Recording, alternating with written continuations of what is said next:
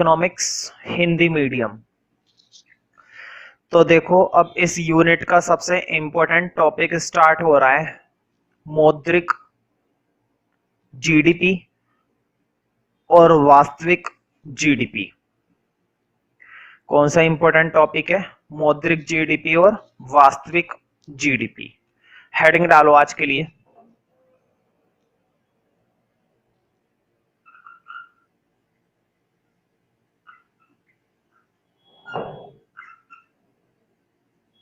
मौद्रिक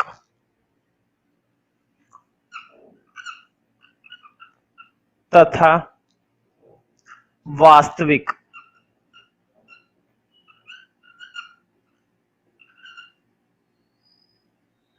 जीडीपी। दो तरह की जीडीपी की बात हो रही है, एक तो मौद्रिक जीडीपी और एक वास्तविक जीडीपी। इसमें से इंपॉर्टेंट है मौद्रिक जीडीपी। वैसे तो अगर रियलिटी के बेस पर बात करूं तो दोनों ही अर्थव्यवस्था के लिए जरूरी होती है, मौद्रिक वाली भी और वास्तविक वाली भी, ठीक है। लेकिन पढ़ने के उद्देश्य से मौद्रिक ज्यादा इंपॉर्टेंट है। ध्यान से सुनो, मुझे बताओ, बोर्ड पे देखो, जीडीपी। जीडीपी का मतलब होता है सकल घरेलू उत्पाद। अब तक तो तुम्हें ये बात याद हो गई होगी, है ना। जी का मतलब ग्रोस, सकल।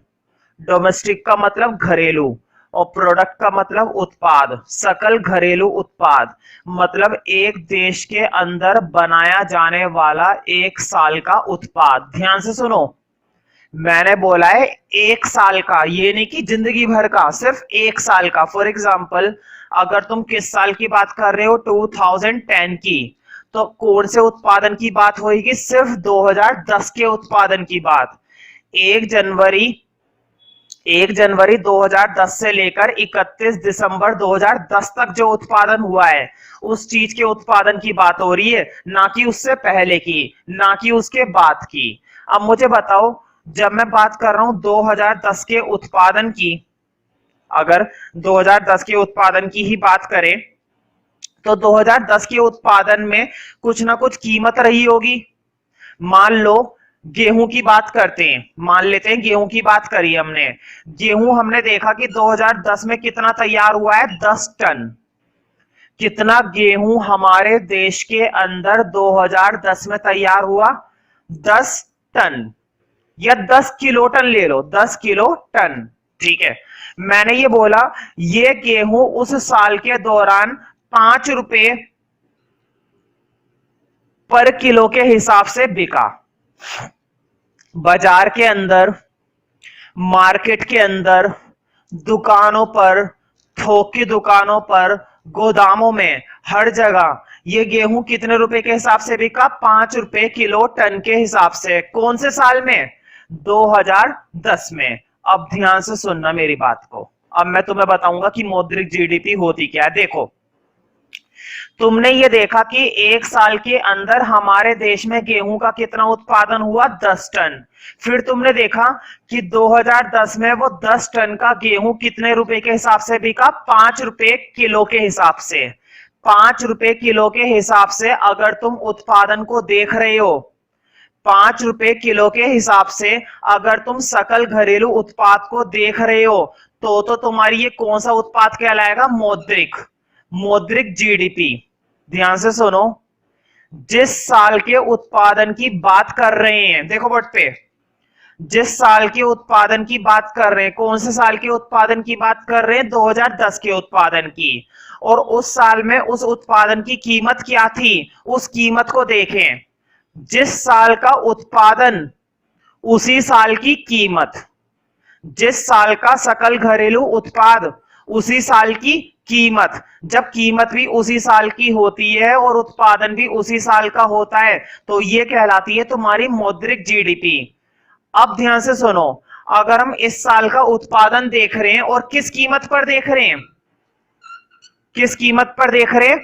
2005 की कीमत पर, 2009 की कीमत पर, 2007 की कीमत पर, 2002 की कीमत पर, लेकिन उस कीमत पर नहीं जिस साल का उत्पादन है। उस साल के उत्पादन की कीमत को छोड़कर किसी और साल की कीमत पर देख रहे हैं। ध्यान से सुनो मेरी बात को। जिस साल का उत्पादन लेते हो अगर उसी साल की कीमत ले लोगे तो मौद्रिक जीडीपी कहलाएगी। कौन सी जीडीपी कहलाएगी? मौद्रिक जीडीपी। लेकिन उस साल की कीमत को छोड़कर किसी और साल की कीमत लेते हो तो वो मौद्रिक जीडीपी नहीं कहलाती है। वो कौन सी जीडीपी कहलाती है? हमारी वास्तविक। ठीक है, खैर मैं बात करूंगा मौद्रिक जीडीपी। देखो बोर्ड पे, जिस साल का तुमने उत्पादन देखा उसी साल की कीमत को देख रहे हो ना, तो उसी साल की कीमत को एक नाम दिया जाता है। उसी साल की कीमत को बोला जाता है चालू कीमत। कौन सी कीमत बोला जाता है? चालू कीमत। तो कई बार पेपर में आ चुका है कि आप चालू कीमत से क्या समझते हैं, तो ये मत लिखना कि चालू कीमत बहुत चालू होती है तुम्हारी तरह, है ना। यहां पर चालू का मतलब ये नहीं है, यहां पर चालू का मतलब है करंट प्राइस। करंट प्राइस वो प्राइस होता है जो करंट ईयर का होता है। चालू कीमत वो होती है जो चालू वर्ष की होती है। फॉर एग्जांपल 2010 के लिए काम कर रहे हैं तो कीमत भी कौन से साल की लेंगे? 2010 की। तो पहले एक एक करके पढ़ेंगे। लिखो कैपिटल ए मौद्रिक जीडीपी। मौद्रिक जीडीपी। हाँ, मौद्रिक जीडीपी को अगर इंग्लिश में भी लिखना चाहो तो लिख लेना। मौद्रिक को बोलते हैं नॉमिनल। कई बार एग्जाम में आ चुकी है भाई, इसलिए करवा रहा हूं। मौद्रिक को क्या बोलते हैं? Nominal GDP. क्या बोला जाता है? Nominal GDP. ठीक है, तो लिखो। तो देखो पहले डेफिनेशन सुन लो, कितनी आसान है। जब उत्पादन को चालू कीमत पर जब उत्पादन को चालू कीमत पर मापा जाता है तो ये जीडीपी कहलाती है मौद्रिक जीडीपी। लिखो, चालू कीमत मतलब उसी वर्ष की कीमत जिस वर्ष का उत्पादन है। फॉर एग्जांपल अगर मैं तुमसे कह रहा हूं 2017 में बनाया गया उत्पादन 2017 की कीमत पर मापा गया, ध्यान से सुनो। 2017 में बनाया गया उत्पादन है और कीमत भी कौन से साल की है? 2017 की। तो ये कौन सी जीडीपी है? मौद्रिक। लिखो, जब सकल घरेलू उत्पाद की जब सकल घरेलू उत्पाद की गणना, सकल घरेलू उत्पाद मतलब जीडीपी। सकल घरेलू उत्पाद कहने का मतलब जीडीपी। ठीक है, जब सकल घरेलू उत्पाद की गणना चालू कीमतों पर की जाती है, जब सकल घरेलू उत्पाद की गणना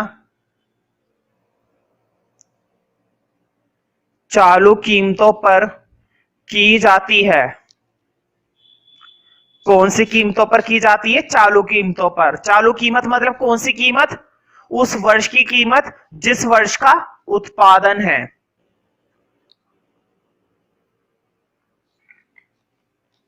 चालू वर्ष की कीमत मतलब उस वर्ष की कीमत जिस वर्ष का उत्पादन है।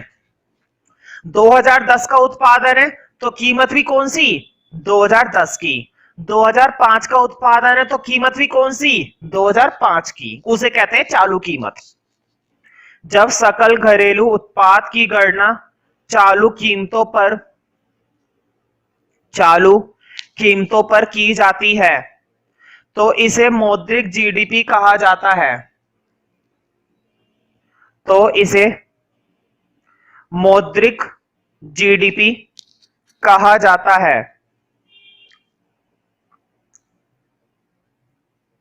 मौद्रिक जीडीपी कहा जाता है।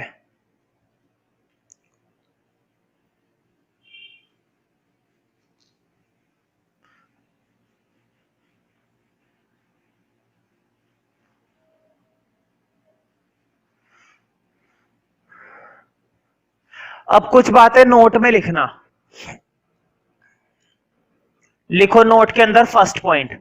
पहले मैं तुम्हें डेफिनेशन लिखवा रहा हूं कि चालू कीमत कौन सी कीमत होती है। कई बार पेपर में आ चुकी है चालू कीमत की भी परिभाषा, और बच्चे लिख देते हैं कि चालू कीमत बहुत चालू होती है ना।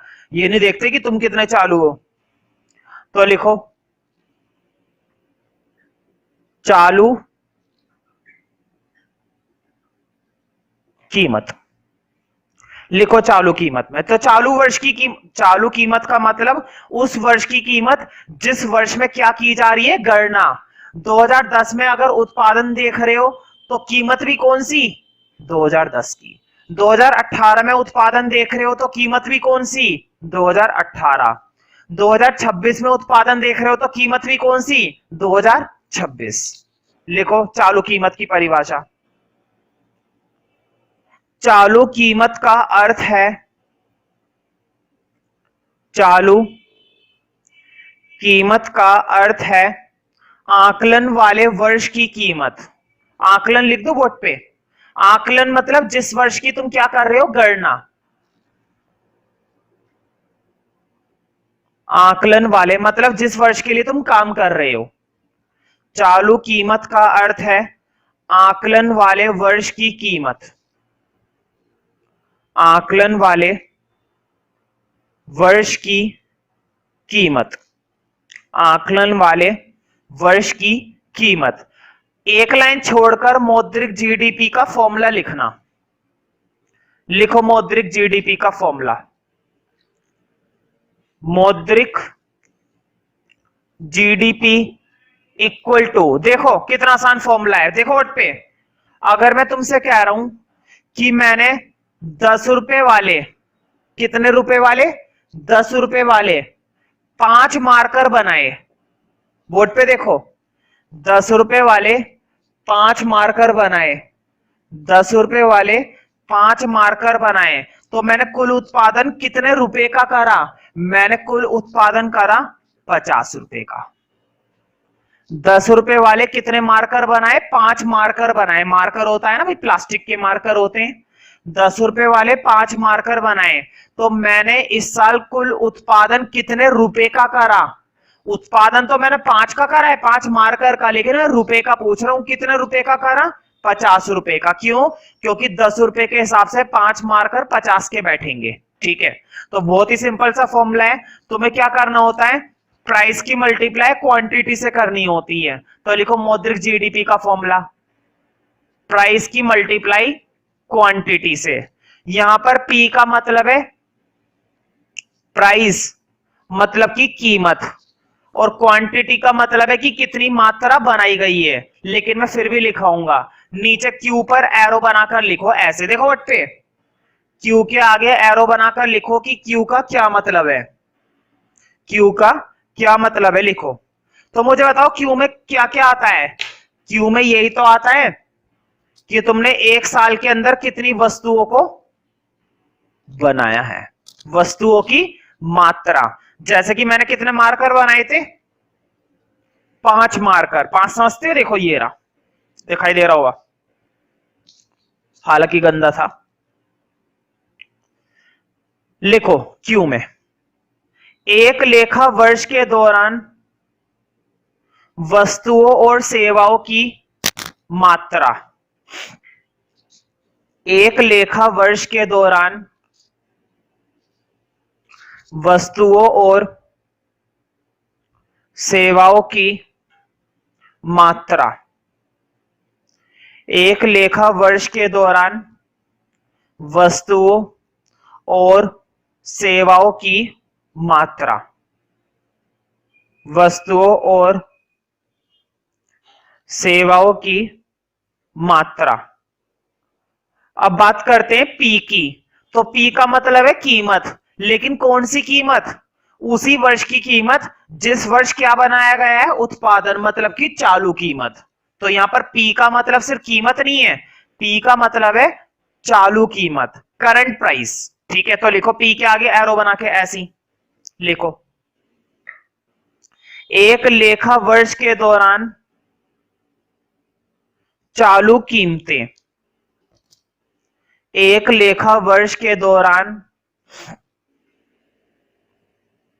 एक लेखा वर्ष के दौरान चालू कीमतें। चालू कीमतें मतलब उसी वर्ष की कीमतें जिस वर्ष तुमने उत्पादन करा है ना, जिस वर्ष तुमने क्या करा है, उत्पादन करा है। अब देखो नोट नंबर 1 के अंदर लिखवाया है मैंने ये सारा, देखो बोर्ड पे नोट नंबर 1 के अंदर सारा लिखवाया है। अब तुम्हें लिखना है नोट के अंदर ही नंबर 2। नोट चल रहा है, ये नोट बहुत बड़ा आएगा, है ना, अभी बहुत सारे पॉइंट आएंगे इस नोट के अंदर, है ना। अब मुझे बताओ, देखो मैंने तुमसे बोला था कि 10 रुपए वाले 5 मार्कर बनाए। बोर्ड पे देखो 10 रुपए वाले कितने मार्कर बनाए, 5। तो तुमने कितने का उत्पादन कर लिया, 50 रुपए का। अब अगर मैं तुमसे बोलूं कि 10 रुपए वाले 6 मार्कर बनाए, पहले 10 रुपए वाले 5 मार्कर तो 50 रुपए की जीडीपी, है ना, 50 रुपए की जीडीपी। और 10 रुपए वाले 6 मार्कर तो कितने रुपए की जीडीपी, 60 रुपए की जीडीपी। ठीक है, देखो बोर्ड पे मैंने क्या करा, मैंने क्वांटिटी बढ़ा दी ना, पहले वो 5 बनाता था तो 50 रुपए की जीडीपी, अब वो 6 बना रहा है तो 60 रुपए की जीडीपी। लेकिन जरा सोचो, उसने क्वांटिटी बढ़ाई है ना, कीमत भी तो बढ़ा सकता है। अब जरा कीमत पर देखो, बोर्ड पे देखो, अब वो 10 रुपए का नहीं बेचता, अब वो 15 का बेचता है। 15 वाले 5 मारकर, जल्दी से बताओ कितने रुपए की जीडीपी, 15 रुपए वाले 5 मारकर 75 रुपए की जीडीपी। अब मुझे ना एक बात बताना, बहुत ही काम की है और बिल्कुल छठी क्लास वाली बात है, छठी क्लास वाली, हर एक बच्चा बता सकता है अगर उसने छठी क्लास में मेहनत करी होगी तो। उसने पहले क्या बढ़ाई थी, क्वांटिटी, तो भी क्या बढ़ गई उसकी, जीडीपी। अब उसने क्या बढ़ाई, कीमत, तो भी क्या बढ़ गई उसकी, जीडीपी। क्वांटिटी बढ़ाने से भी क्या बढ़ जाती है, जीडीपी। और प्राइस के बढ़ाने से भी क्या बढ़ जाती है, जीडीपी। बढ़ाने से, कम करने से नहीं, बढ़ाने से बढ़ती है। लिखो नोट नंबर 2 के अंदर ये बात लिखो, जीडीपी में वृद्धि तभी हो सकती है, जीडीपी में वृद्धि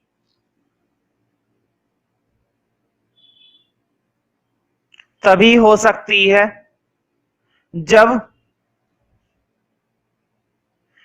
या तो क्यू में वृद्धि हो, क्यू ही लिख लेना, हिंदी के अंदर क्यू ही लिख लेना, इन्वर्टेड कॉमा लगा के, है ना। जब या तो क्यू में वृद्धि हो या फिर पी में वृद्धि हो। जब या तो क्यू में वृद्धि हो, है ना, मतलब कि क्वांटिटी 5 से क्या हो जाए, 6, या फिर किस में वृद्धि हो, प्राइस, या फिर पी में वृद्धि हो, या फिर पी में वृद्धि हो। अब लिखो नंबर 3, बोर्ड पे देखो, नंबर 3 को टिक कर लेना। अब तक कई बार 2 नंबर का क्वेश्चन आ चुका है नंबर 3 पर, देखो कैसे। पहले उसने क्वांटिटी 5 करा था, तो 5 के हिसाब से कितने रुपए की मौद्रिक जीडीपी थी उसकी, 50 रुपए की।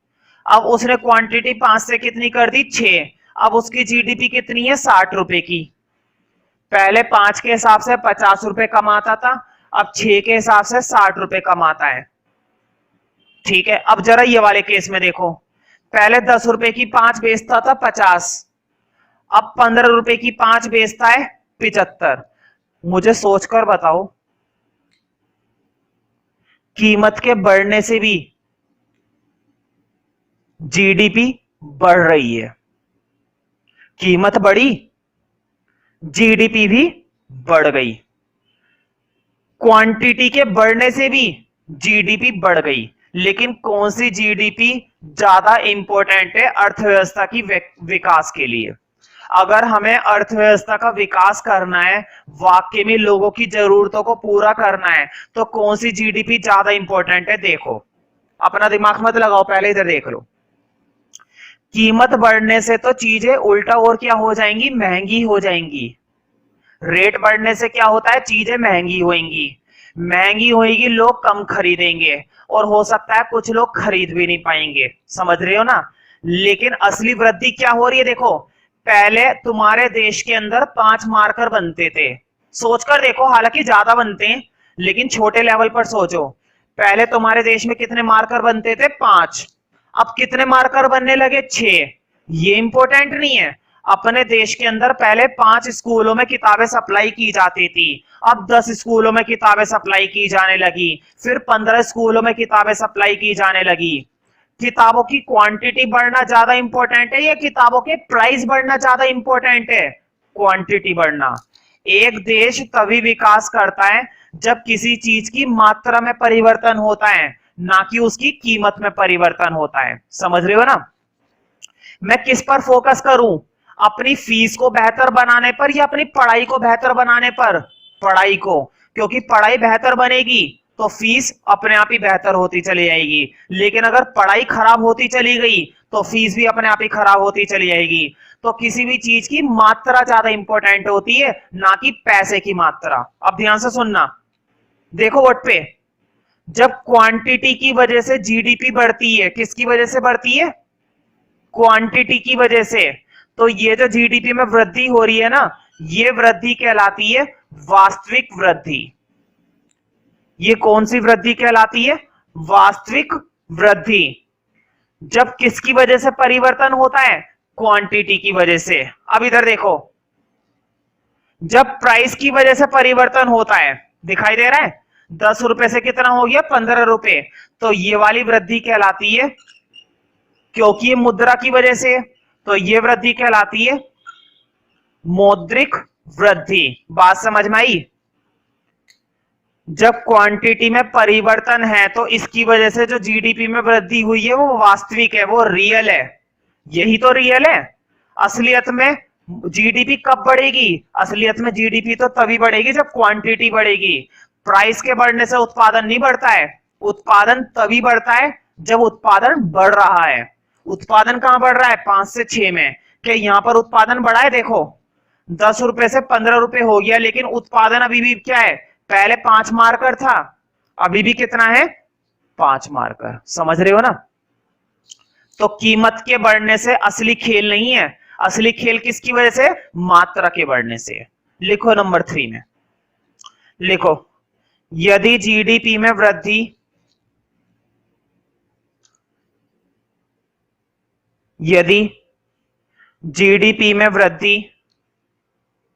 क्यू में वृद्धि के कारण होती है, क्यू मतलब क्वांटिटी, मात्रा। यदि जीडीपी में वृद्धि क्यू में वृद्धि के कारण होती है तो इसे वास्तविक वृद्धि कहा जाता है। तो इसे वास्तविक वृद्धि कहा जाता है। यदि जीडीपी में वृद्धि क्यू में वृद्धि के कारण होती है तो इसे वास्तविक वृद्धि कहा जाता है। वास्तविक है ना, रियल। असलियत की वृद्धि तो यही है, असली वृद्धि तो यही है, वास्तविक वृद्धि कहा जाता है। लेकिन अगर वृद्धि प्राइस की वजह से बने तो, कीमत की वजह से बने तो मौद्रिक। ये बात लिखो 4th पॉइंट में। तो पेपर में आ चुका है कि वास्तविक वृद्धि किसकी वजह से होती है, तो तुम्हें बताना है मात्रा की वजह से। और मौद्रिक वृद्धि किसकी वजह से होती है, तुम्हें बताना है कीमत की वजह से। कीमत की वजह से होने वाली वृद्धि मौद्रिक वृद्धि, और मात्रा की वजह से होने वाली वृद्धि वास्तविक वृद्धि, क्योंकि असली वृद्धि तो वही है। एक देश के अंदर, मुझे बताओ, एक देश के अंदर वस्तुओं की कीमतें बढ़ रही हैं, ये इंपॉर्टेंट है, या वस्तुएं बढ़ रही हैं, ये इंपॉर्टेंट है। वस्तुएं बढ़ना। क्यों? क्योंकि वस्तुएं अधिक से अधिक बनेगी तो लोगों को मिलेगी, लोगों को मिलेगी तो लोगों की जरूरतें पूरी होंगी, ना कि कीमतें बढ़ने से जरूरत पूरी होगी। कीमतें बढ़ने से तो बल्कि जो गरीब इंसान होगा वो खरीद भी नहीं पाएगा। तो इंपॉर्टेंट होती है वास्तविक वृद्धि, ना कि मौद्रिक वृद्धि। तो कई बार पेपर में आ चुका है, कि वास्तविक वृद्धि मौद्रिक वृद्धि की तुलना में ज्यादा महत्वपूर्ण क्यों होती है, समझाइए। तो तुम्हें बताना है क्यों होती है। तो पहले फोर्थ पॉइंट लिखो, यदि जीडीपी में वृद्धि पी में वृद्धि के कारण होती है, पी मतलब प्राइस, प्राइस मतलब कीमत, कीमत मतलब चालू कीमत, यदि जीडीपी में वृद्धि पी में वृद्धि के कारण होती है, पी में वृद्धि के कारण होती है, तो इसे मौद्रिक वृद्धि कहा जाता है।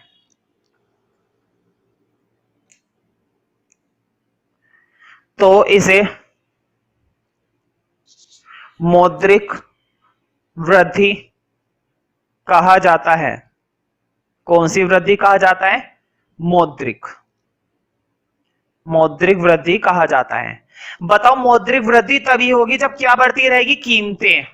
आज कोई चीज 10 रुपए की है, कल 12 रुपए की हो गई, फिर 20 रुपए की हो गई, फिर 30 रुपए की हो गई। बताओ अर्थव्यवस्था का विकास होगा? नहीं। ऐसे में तो गरीब और गरीब होता चला जाएगा और अमीर होता चला जाएगा। तो मुझे बताओ मौद्रिक वृद्धि बेकार होती है या वास्तविक बेकार होती है? मौद्रिक वृद्धि, क्योंकि मौद्रिक वृद्धि से कभी भी किसी का कोई भला नहीं होता, सब बेकार ही होता है। ये बात लिखो 5वें पॉइंट में। 5वें पॉइंट पर भी टिक कर लो, 5th पॉइंट पर भी टिक कर लो। लिखो मौद्रिक वृद्धि महत्वहीन होती है, मौद्रिक वृद्धि महत्वहीन होती है। कौन सी हीन होती है? महत्वहीन।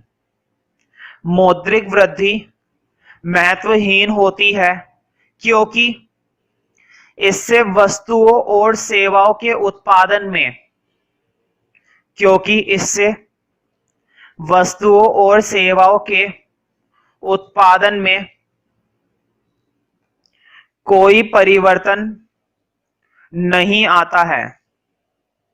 वस्तुओं और सेवाओं के उत्पादन में, क्योंकि ना तो वस्तुएं बढ़ी ना ही उत्पादन बढ़ा, सिर्फ क्या बढ़ी? उनकी कीमत, वस्तुओं की कीमत, सेवाओं की कीमत, जो भी उत्पादन हुआ उस उत्पादन की कीमत। उत्पादन बढ़ना जरूरी है, ना कि उत्पादन की कीमत बढ़ना।